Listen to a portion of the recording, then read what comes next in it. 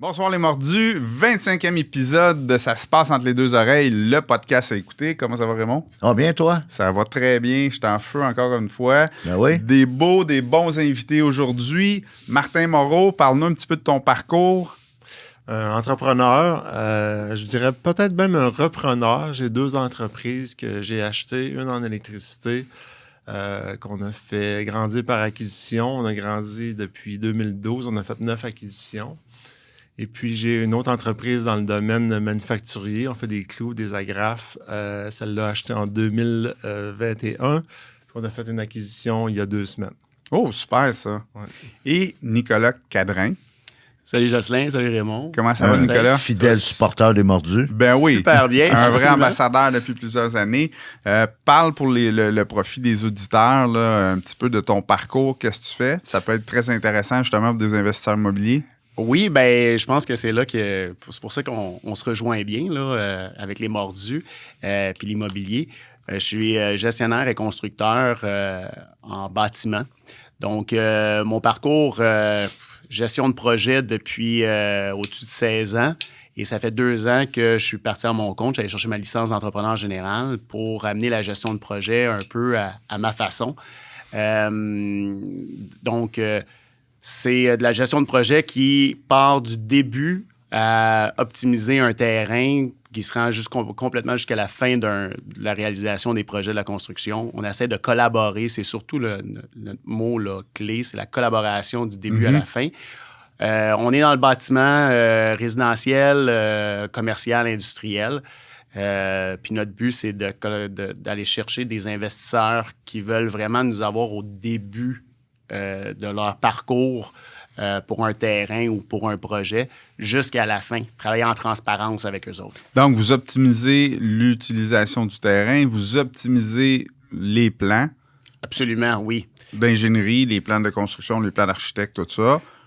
Ensuite de ça, vous allez optimiser le processus de construction pour qu'arriver à la fin, où est-ce qu'il va y avoir les meilleurs revenus possibles sur ce terrain-là. Exactement. Fait que là-dessus, c'est qu'est-ce qu'on parlait, on parle souvent de ça, c'est de dire que on n'est pas juste un entrepreneur général. C'est là la différence qu'on amène à la table. L'expertise que j'ai acquise dans différentes entreprises que j'ai passé au travers dans mes dernières années, ça m'a permis de voir le côté propriétaire, le côté locataire, le côté investisseur qui est là-dedans. Donc, on vient à la table avec toutes ces visions-là. Fait que notre champ pour regarder un projet ne s'arrête pas simplement à la construction. Puis oui, c'est d'optimiser tous ces éléments-là pour en arriver à un tout pour toutes les parties prenantes. Super. Et là, je On te connais, part. hein, moi, je vois ta main arriver un petit peu. Je dis, On on va passe voir raide. le bouton On rouge passe assez raide un vite. peu. Nicolas, on y va, c'est sérieux. t'as dit le mot magique quand t'as dit vision, quand t'as dit... Comment t'as dit ça? Je suis pas juste un Entrepreneur général. Et ensuite, t'as utilisé le mot magique vision. Et c'est ce que je dis quand je coach un courtier immobilier, un courtier hypothécaire, un designer graphique, peu importe le champ d'expertise, c'est que je lui dis passe d'expert à visionnaire. Parce que t'es pas juste un courtier immobilier. Parce que si t'es juste un courtier immobilier, tu vas être tout le temps en compétition. C'est que fais-moi réfléchir sur des questions que Google ne peut pas répondre. Et c'est là que, comme entrepreneur, peu importe ton champ d'expertise, tu vas te démarquer. Et tu as tout à fait raison. Finalement, Google a des réponses à peu près à toutes, mais il n'a pas de vision. C'est ça. Donc, la vision est super importante de pratiquer. C'est un muscle qui se pratique, ça, avoir une vision. Tout à fait. Mais Oui, c'est une intention. Ouais. Puis chaque client, chaque partenaire avec qui on fait affaire, chaque compagnie Martin, tu parlais d'être repreneur là-dessus, mais chacun a des besoins, il faut les comprendre, puis il faut voir alentour de tout ça, pas juste la transaction.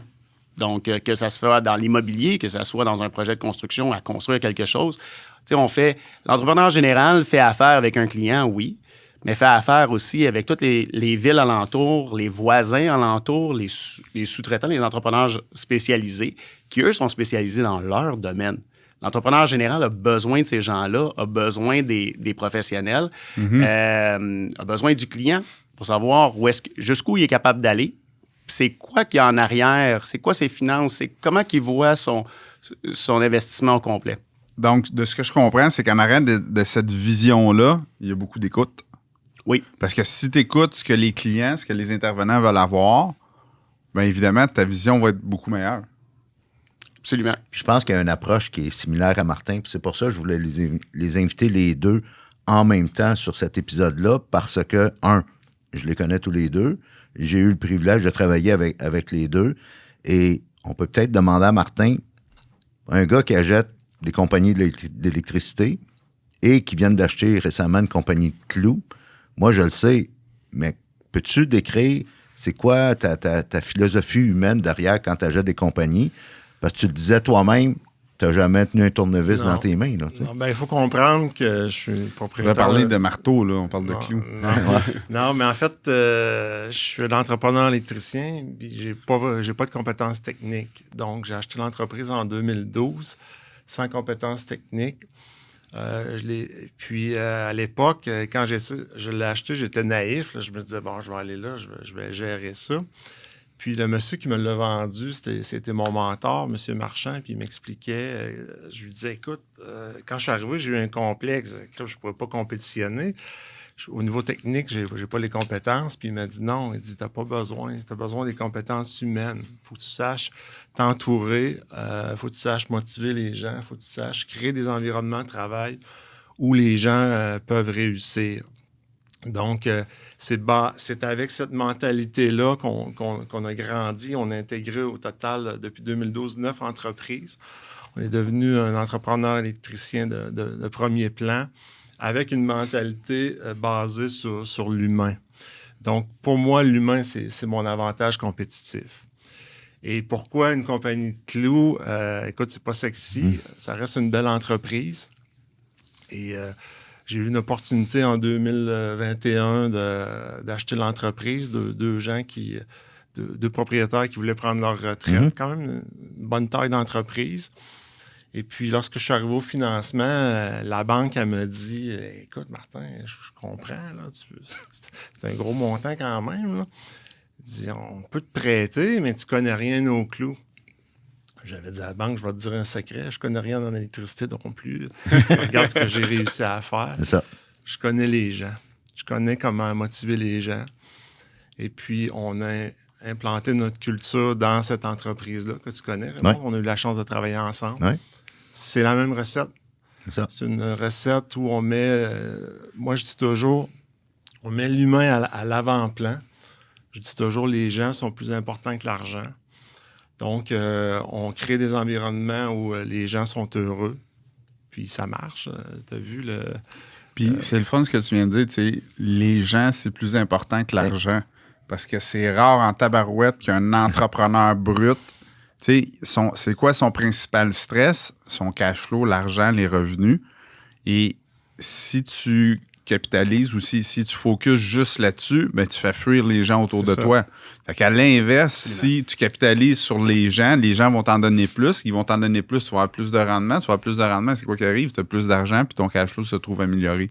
Fait que c'est important, là, qu'est-ce que tu viens de dire? Là, c'est vraiment une clé, une pépite d'or solide. Là. Ça, je l'ai découvert. Moi, quand j'ai parti être entrepreneur, justement, en 2011-12, je lisais tous les livres là, qui m'étaient disponibles jusqu'à temps que je lise une phrase qui a changé mon approche. Dans un des livres, j'avais lu que le secret du succès, c'était la générosité. Donc moi, quand j'ai commencé à être entrepreneur, j'allais voir les gens, puis je disais, qu'est-ce que je peux? J'essayais d'aller chercher tout ce que je pouvais chez les gens. Mais quand j'ai compris que le secret du succès, c'est la générosité, il faut que tu approches les gens en fonction de leurs besoins. Ouais. Approche les gens en fonction de ce que tu peux leur apporter. Dis-leur pas, je veux une job. Dis, regarde, moi, je peux faire ça pour toi. Donc, c'est ce mindset-là qui change. C'est que tu approches les gens en fonction de leurs besoins, pas des tiens. Ça change la dynamique. Puis là, tu attires les personnes, comme tu disais. Puis l'argent suit. Ouais. Une belle découverte, Martin, parce que c'est deux pépites en ligne. Tu as dit une phrase quand tu dis, Martin, approche les gens en fonction de ce qu'ils ont besoin. Bon. Quand cet épisode-là du podcast va être diffusé, relâché... Il devrait y avoir de la neige. Il devrait y avoir de la neige. Et en octobre dernier, on avait notre faculté des mordus. Ouais. Puis on avait un conférencier sur scène qui parlait de partenariat. Ouais. Il disait comment il avait trouvé son partenaire en se posant la question comment je peux l'aider. Puis souvent en immobilier ou en affaires, peu importe, on se cherche un partenaire pour venir nous aider. Puis le meilleur partenaire que tu peux avoir, c'est pose-toi la question comment je peux l'aider. Ouais. Qu'est-ce que je peux apporter à ce partenaire-là? Et c'est là que tu vas trouver le bon partenaire. Non, je pense que tu as raison. En se posant cette question-là en premier, on vient de s'assurer que cette personne-là va avoir à cœur notre réussite. Fait que, tu sais, qu'est-ce que moi je peux y apporter? Parfait, je remplis ce critère-là. Maintenant, est-ce que lui, il m'apporte ce que j'ai de besoin? Et là, on peut faire un partenariat. Sinon, Oui. je pense que c'est vous à l'échec. Oui, tout Parce à qu'il fait. va toujours avoir une des deux parties qui va se sentir lésée. Oui, dans le partenariat, puis aussi au sein de l'équipe. Parce qu'au sein de l'équipe, on parle de pénurie de main-d'œuvre, on parle de trouver les bonnes ressources à travers nos équipes, nos entreprises. C'est un gros enjeu, ça. Puis c'est de savoir qu'est-ce qu'on peut offrir, par contre, savoir nos limites. Ça, c'est savoir qu'est-ce qui est notre arc de tir. Que j'ai lu, Raymond et Jocelyn, là, dans votre livre. Mais c'est intéressant, l'arc de tir, parce que c'est de dire, OK, moi, je suis capable d'offrir ça. Qu'est-ce que tu veux, qu'est-ce que tu recherches en venant chez nous? Est-ce que je suis capable de te l'offrir? Puis ça, c'est qu'est-ce qu'on fait, nous autres, présentement, chez Cadran Éco. Puis on essaie de se trouver, justement, des chargés de projet, des surintendants, des coordonnateurs, des gens en comptabilité qui ont l'intention, qui ont besoin, qui vont chercher un besoin, qu'on est capable de répondre à leurs besoins. Puis nous, ça passe par le numérique. Fait que les gens, si ils sont passionnés de dire, moi, je crois à optimiser les processus, à utiliser le numérique et tout ça, OK, parfait. On voit que leurs besoins, on est en mesure de leur répondre, mais c'est une discussion des deux côtés. Puis c'est tant interne qu'au niveau du partenaire. Puis j'étais là à la conférence des Mordus. Puis j'ai adoré ce conférencier-là par rapport à ça. Puis ça m'a amené, non pas plus loin que dans les jours qui ont suivi, à parler avec un partenaire aussi potentiel, puis à reposer les questions de qu'est-ce que lui avait de besoin, qu'est-ce que lui cherchait à résoudre comme problème. Mais c'est drôle parce que tu dis ça, puis pendant qu'on fait ça, j'ai de la misère à rester concentré en pensant mes différents partenaires. Qu'est-ce que j'apporte à un? Qu'est-ce qui me rapporte en retour? Est-ce que c'est donnant-donnant? Est-ce que c'est gagnant-gagnant? Est-ce que c'est équitable? Puis tu sais, j'ai de la misère à pas continuer d'y penser parce que Reste concentré. Oui, c'est ça. C'est tellement important Ouais. dans ta vie parce que sinon, il y a des irritants dans tes journées. Puis, tu sais, le but avant tout, c'est d'être heureux dans ce qu'on fait. Puis moi, tout le monde le sait, parce que je le dis souvent, équité, justice, super important. Au niveau de nos enfants, au niveau de nos relations d'affaires, au niveau de nos amitiés. Ouais. Je ne sais pas pourquoi, ça vient me chercher. C'est une de mes valeurs fondamentales. Mais s'il n'y a pas d'équité, justice au niveau de mes partenariats, bien, Christy, je vais être malheureux. Absolument. Puis on en parle beaucoup dans le livre, puis on en parle souvent dans nos podcasts, on en parle dans nos coachings. Arrête de jouer à la loterie avec tes partenariats. Souvent, quand tu commences en affaires ou quand tu commences en investissement immobilier, c'est normal dans le processus que tu as besoin d'un partenaire. C'est même souvent stratégique. Mais joue pas à la loterie, vas-y pas au hasard. Fais tes devoirs, apprends à bien te connaître, Exact. apprends à savoir qu'est-ce que tu peux donner, qu'est-ce que tu peux pas donner. Soyez clair en amont avec vos potentiels partenaires sur tout ça. L'honnêteté avec soi-même dans ces moments-là est difficile à avoir, hein? Parce qu'il faut vraiment que tu sois capable de te regarder le nombril et t'auto-critiquer. Parce que qu'est-ce que tu peux donner? Et ça, c'est facile. Tu vas trouver tes meilleurs points, tes qualités. Et qu'est-ce que tu peux pas donner? C'est plus difficile là, en tant qu'entrepreneur, en tant que personne orgueilleuse, de dire « Ouais, mais ça, je suis pas bien bon là-dedans. » Fait que, mais c'est important que tu le mettes sur ton offre de service, dans le fond. Parce que quand tu vas rencontrer ton partenaire, bien, tabarouette, c'est ça que je peux t'offrir, mais ça, je peux vraiment pas te l'offrir pour toutes sortes de raisons. Puis, c'est à prendre ou à laisser. Ça découle d'une bonne communication entre les partenaires. Ouais. Puis c'est drôle parce que quand je me suis lancé en affaires, ça m'a tout pris pour vraiment partir d'un poste d'employé, gestionnaire de projet, bon salaire, les assurances et tout ça, des beaux gros projets, même dans le temps du COVID et tout ça. Puis de dire, OK, je lâche ça, je m'en vais comme entrepreneur général, je pars en affaires. C'est un saut dans le vide, ça. C'est un saut dans le vide. J'y ai été trop vite. Première Première occasion, j'y ai été trop vite avec un partenaire que j'ai trop fait confiance, puis j'ai pas fait mes recherches. J'ai pas été plus loin que ça parce qu'on dirait que j'avais besoin de ce coup de pied-là pour partir. Fait que je me suis embarqué pleinement, naïvement, OK, dans un sens, parce que je fais confiance. C'est une chose que j'ai. Je fais confiance. Tu as ma confiance pour partir, puis après ça, tu peux juste la perdre. Ça, c'est un peu comme comment je pense que c'est une belle là-dessus. qualité, tu sais. C'est une belle qualité parce que tu as une ouverture. Il y a une contrepartie à ça, c'est que tu dois apprendre aussi à faire confiance, mais tester la confiance rapidement. Le rapidement, c'est ça, puis être franc avec nous. Puis tu sais, quand tu disais juste quelques moments, là, tu parlais comme de quoi d'être conscient de la communication, puis qu'est-ce que l'autre t'apporte et tout ça. Puis d'accepter que ça se peut que tu t'aies trompé aussi. Ça se peut que le partenariat ne fonctionne pas. Dans ce cas-là, moi, ça n'a pas fonctionné, puis on le savait très rapidement. Ça a pris moins d'1 an. Puis on a arrêté ça, là. Mais c'est important d'avoir une belle humilité, justement, de s'asseoir entre partenaires et de s'exposer ça. Oui. Es-tu vraiment heureux dans notre partenariat? Est-ce que tu sens que c'est juste, équitable? Est-ce que tu sens que tu t'épanouis puis tu vas plus loin? Ou est-ce que tu sens que, Christy, il y a toujours un petit irritant? Et là, l'autre partenaire va dire, ouais, j'en avais pas parlé, mais bon, parfait, je ressens la même chose moi aussi. Une fois que les choses sont dites, ça va beaucoup plus facile, tu sais. Oui, puis absolument, parce qu'après ça, c'était mieux de l'établir au début. Ça marche pas. Oui. Parce qu'après ça, là, c'est plus facile de le défaire ça au début que de supporter ça pendant des années, où est-ce que là, les enjeux monétaires sont beaucoup plus gros et tout ça.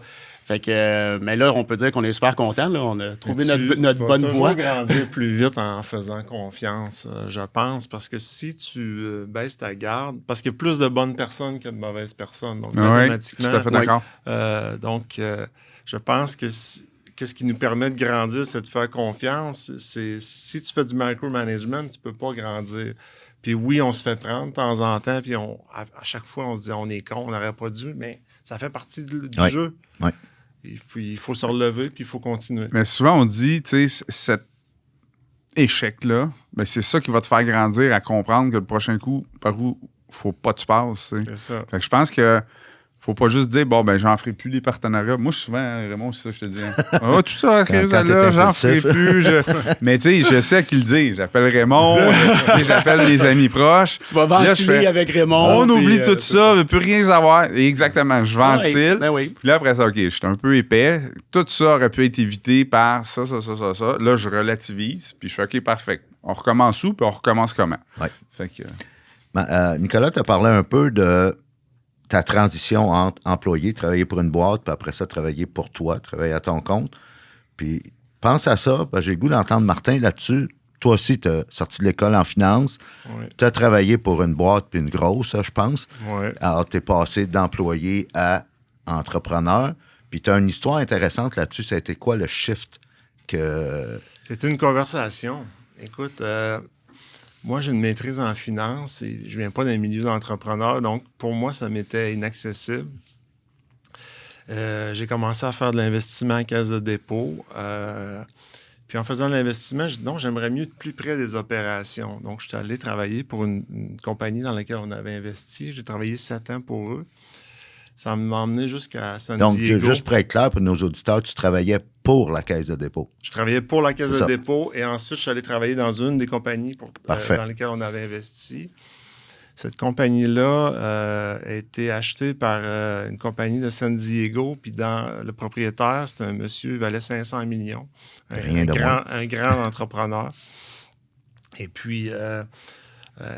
il avait fait un party de Noël à sa maison, à San Diego, à La Jolla. C'est un des quartiers les plus riches. Oui. Dans le party, il disait, Martin, il dit, viens voir la vue sur l'océan, il faut que je te montre quelque chose. Là, on s'en va sur sa galerie, puis là, il me montre sa maison. Il dit, comment tu trouves ça? Je dis, Richard, t'as un beau setup. Il me dit, tout ce que tu vois là, tu peux l'avoir. Je dis, voyons, Richard, c'est impossible. C'est le rêve. Tu peux l'avoir à une condition. Il faut que tu sois un entrepreneur. Tu ne peux pas être un salarié. C'est impossible. Fait que je dis, je ne suis pas un entrepreneur. Il dit oui, tu es un entrepreneur. Wow. Tu vas être bon. Fait que Il doit y avoir beaucoup de gratitude pour ce monsieur-là Oui, aujourd'hui. Oui. Et puis, je suis revenu chez nous. J'ai dit à ma conjointe, regarde, je suis un entrepreneur. On est revenu au Québec. Et puis, c'est en 2011. Puis, c'est comme ça que je suis devenu un entrepreneur. Hey, l'impact que les gens qu'on a du respect pour peuvent avoir pour notre avenir, là, c'est vraiment incroyable. Ouais. Mais là, je suis intéressé de savoir la thématique de notre podcast, c'est entre les deux oreilles.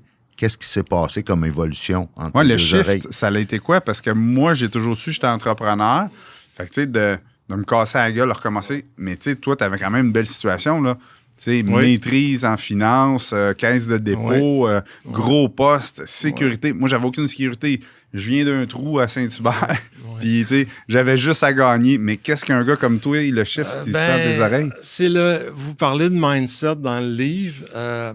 C'est un mindset, je pense que je l'avais. Puis je pense que c'est ce monsieur-là, c'est ce qu'il a vu. T'as fait réaliser que tu l'avais. On est revenu au Québec. Écoute, moi, à San Diego, j'avais une grosse maison dans les montagnes, 12 minutes de la plage.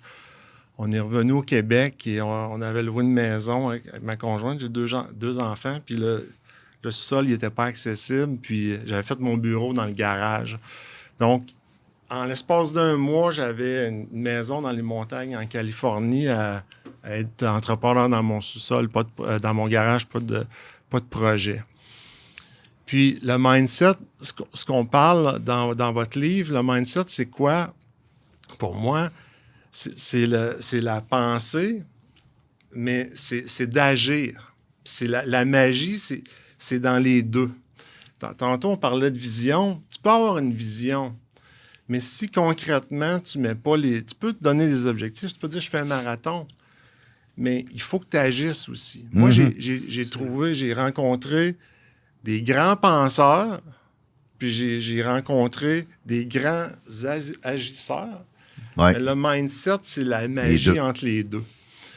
Puis, c'est de se fixer, d'avoir une vision, de se fixer des objectifs. Puis d'après, c'est ça qu'on travaille ensemble, Raymond, c'est que quand tu as ta vision, tu as tes objectifs, c'est la machine. Moi, ce que j'appelle la machine, le système, la routine. Mm-hmm. Puis, c'est ça c'est le agir. Puis c'est ça, je pense, qui fait que ça fonctionne. Dans mon cas, ben, c'est une machine qui est huilée avec l'humain à l'avant-plan. C'est une machine qui est de la performance, tu le sais. Mm-hmm. Nous, on crée des environnements de travail dans mes entreprises. On prend soin des employés. On n'a pas vraiment de problème de recrutement. Mais il y a un prix à payer pour l'employé. Le prix à payer, c'est un billet pour la performance. Ouais. On veut que les gens performent. Puis, mais tu les mets dans des situations où ils vont aimer ça, performer. Oui, c'est ça. Mais il faut que ça soit facile aussi. Oui. Faut que ça soit pourquoi les grosses équipes qui gagnent des championnats ont plein de coachs, des équipements, des thérapeutes, des équipes, des l'environnement. Ils créent l'environnement pour pouvoir là, gagner. Je veux juste qu'on revienne en arrière, là. Puis t'écoutes ce podcast-là, rewind un peu au début de la conversation avec Martin, quand il a parlé de vision puis d'exécuter au quotidien, là. On a trop d'investisseurs immobiliers qui sont dans l'analyse. Puis moi, je leur dis, joue aux échecs puis aux cartes en même temps. Oui, pense à ta vie dans 10, 15, 20 ans, c'est correct. Ça commence de même, là. Mais après ça, tu as un jeu de cartes dans les mains. Peu importe c'est quoi ta cote de crédit, peu importe c'est quoi ton accès à du financement, peu importe c'est quoi tes partenaires, tes ressources, joue tes cartes maintenant, aujourd'hui. Oui. Exécute aujourd'hui, puis c'est comme ça que tu vas pouvoir bâtir là-dessus.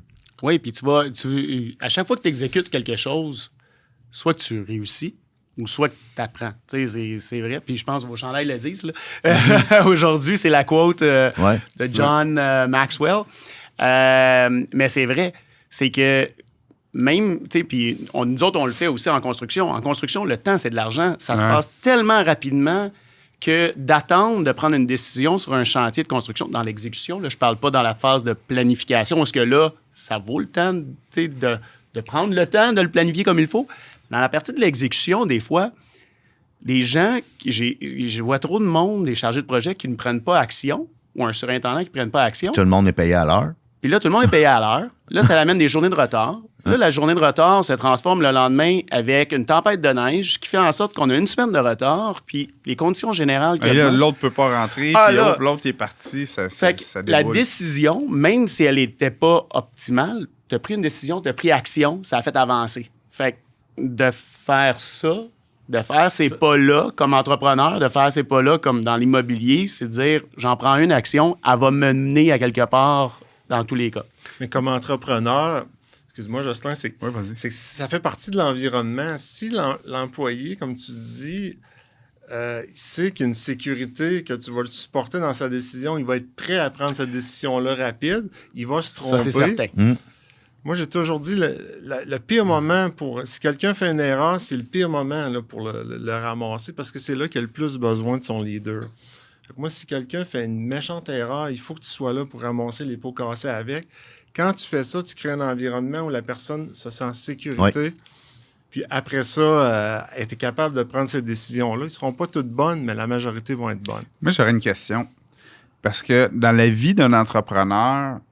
Ce qu'il faut comprendre, c'est que oui, quand le shift se fait entre les deux oreilles, c'est le temps de passer à l'action, mais pour passer à l'action, ça prend certains... Tu sais, il y a des peurs à surmonter. Comment est-ce qu'on fait pour mettre un pied devant l'autre puis tasser ces peurs-là?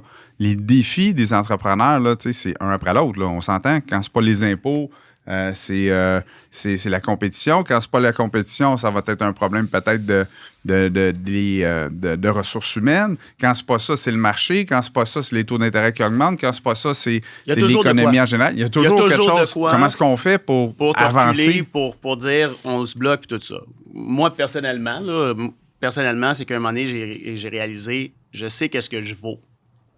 De un, je croyais en moi au départ. Fait que avant de tomber de passer de employé à employeur, on dirait que j'avais besoin de ce confort-là, cette sécurité-là, parce que je croyais pas en mes capacités de devenir entrepreneur. Pour moi, ça n'a jamais été... tu sais, je t'écoutais parler tantôt, je suis sorti de l'université, pour moi, je m'en allais, puis je n'étais même pas dans gestion de projet ou quoi que ce soit, je m'en allais comme ingénieur civil, structure, dans une firme de génie conseil. C'était ça mon plan de match, puis moi, je m'en allais me caser là. Je on se casse pas la tête, c'est parti. C'est tout.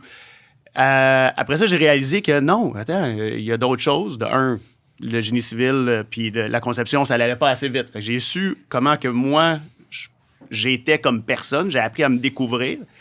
Puis là, je fast-forward où est-ce que je suis rendu là, puis j'ai dit... Le moment où est-ce que j'ai fait le switch, parce que j'ai commencé à croire en moi. Puis là, maintenant, qu'est-ce qui me fait me lever à tous les matins, même s'il y a toujours un pépin.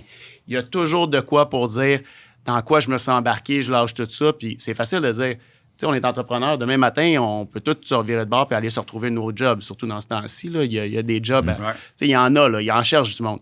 Mais pourquoi qu'on continue à ça? C'est parce qu'on croit à notre cheminement. On croit où est-ce qu'on veut, qu'est-ce qu'on veut atteindre. Puis on le sait qu'à l'intérieur de nous, on est capable de le faire. Ouais. Moi, personnellement, c'est ça. Puis je m'entoure avec des gens qui croient en moi aussi. Puis les gens alentour de nous. On joue un jeu, là. On parle pour parler, là. Tu sais, tu parlais que tu serais capable de te trouver une job facilement, puis je suis sûr, toi aussi, demain matin. Mais tu serais le CFO, peut-être, et l'ingénieur le plus sous-utilisé en termes de potentiel, là. Tu sais. Nicolas, comme mot de la fin, qu'est-ce que tu dirais à nos entrepreneurs et investisseurs immobiliers? Moi, je dirais de croire en ce que vous pouvez faire. Puis c'est vrai que ça se passe entre les deux oreilles. Sérieux, c'est le mindset. Mais c'est de se mettre dans une zone de prendre ce premier pas-là. Premièrement, vous allez réaliser qu'il va vous amener à quelque part d'autre. Puis après ça, c'est juste de prendre le deuxième. Après, ça se fait tout seul. Vous allez plus vouloir revenir en arrière. Ouais. On parlait tantôt de dire, oui, demain matin, on peut revenir et se trouver un job, mais jamais je referais ce retour-là dans cette vie-là. Fait qu'une fois qu'on le fait, c'est le premier pas qui est le plus difficile. Fait que le premier pas pour votre première acquisition, votre premier pas pour un partenariat ou quoi que ce soit, c'est celui-là qui est le plus difficile, mais après ça, ça l'ouvre des portes. C'est vrai que ça donne un air d'aller assez rapidement. Ah oui. Parce que ta peur disparaît vite, puis tu vas avoir du plaisir vite à faire ce que tu fais. Là. Absolument. Oui. Absolument. Puis c'est d'être bien. Hein? On est là. Oui, on veut faire de l'argent, mais c'est d'être heureux dans notre vie, dans tous les jours. Ouais, c'est ça qui est important. Puis tout ça, ça part de l'attitude. Absolument. Tu sais, là, comme je disais tantôt, moi, je lâche tout souvent. Mais je le sais que quand je le fais, c'est pour, OK, je décompresse, je dévèque la pression. Et tout de suite, mon attitude revient à mode solution, de bonne humeur. Puis, mais oui, il faut ventiler. Il faut ventiler des fois, c'est normal. Faire du sport, parler avec un coach, parler entre autres partenaires aussi. Ou, il y a les amis aussi. investisseurs. C'est ça. Moi, j'aime beaucoup la notion d'amis investisseurs. Parce que j'ai des amis qui ne sont pas du tout entrepreneurs, puis je peux pas ventiler avec eux autres. Je ventile différemment. Je fais juste me vider la tête de mon côté entrepreneurship, et là, je fais d'autres choses. Mais ça prend aussi des amis entrepreneurs que tu peux appeler puis dire « Hey, ton opinion puis ton mindset m'impressionne. » là. Fait que j'aimerais ça t'exposer des faits, puis là, aide-moi à ventiler. Puis tu sais, ouvert comme ça, là, tu sais, justement, ce matin, je fais ça avec un ami. Je l'ai appelé, je disais « Hey, t'as 15-20 minutes pour moi? » Oui, parfait. Je te garoche des idées, c'est toute de la merde, je te le dis tout de suite. Mais, tu sais, aide-moi, tu sais, je sais que tu as une opinion là-dessus, je la connais, mais il faut juste que tu donnes-moi de l'énergie, là, tu sais. Puis ça a fonctionné, regardez, je suis de bonne humeur, là. Messieurs, merci. Ça passe tout le temps très vite. Merci à vous. Ouais. Merci à vous, c'était une belle discussion. Merci.